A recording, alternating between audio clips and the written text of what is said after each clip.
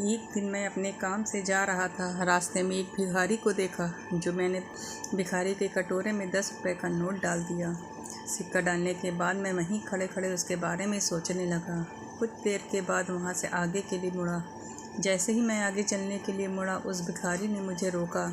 भिखारी ने कहा, साहब आपने मेरे कटोरे में 10 रुपये का नोट तो डाला, किंतु आपने उसमें रखे पेंसिल या बॉल पेन नहीं ली। साहब, आपको जो भी पसंद हो वो मेरे इस कटोरे में से ले लीजिए। भिखारी की बात सुनकर मैं बोला, भाई, मैंने तो तुम्हें भिखारी समझकर नोट दिया है। भिखारी ने कहा, नहीं साहब, आप उसके बदले में मेरे कटोरे में से कुछ भी ले लीजिए, भले ही क्यों वो 1 रुपये की चीज़ हो। अब मैं असमंजस में पड़ गया कि ये भिखारी है या दुकानदार। मैं भिखारी की तरफ थोड़ा मुस्कराया।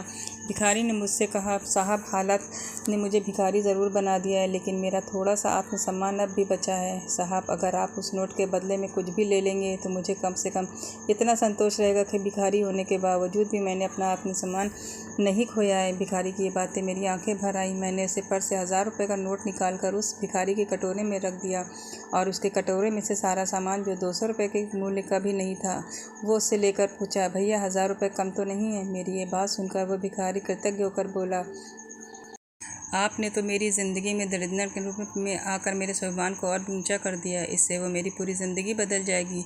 मैं आज ही इन रुपयों से सुबह और शाम का अखबार बेचना शुरू कर दूंगा और फिर भिखारी बनकर कभी नहीं जीऊँगा। इस भिखारी की तरह मैं मनुष्य में आत्मसम्मान की भावना होती है, किसी का कम और किसी की ज़्यादा, लेकिन होती ज़रूर है। ये भिखारी चाहे तो फिर भी अपनी भीख मांगने का काम जारी रख सकता था, लेकिन उसने ऐसा नहीं किया, क्योंकि उसका ऐसा सोचना था कि भीख मांगने से बेहतर है कि मैं मेहनत करें। जैसा सोचते हुए हमें स्वाभिमान हमारे सोचना चाहिए और हमारे स्वाभिमान को ऊंचा रखना चाहिए। चाहे इस भिखारी की तरह हमें अपनी जीवन स्वाभिमान के साथ ही जीना चाहिए। परिस्थिति चाहे कुछ भी हो। अगर आपको हमारी स्टोरी पसंद आई हो, तो अच्छी लगी हो, तो दोस्तों के साथ शेयर ज़रूर कीजिए और कमेंट में ज़रूर बताइए कि कहानी कैसी लगी है।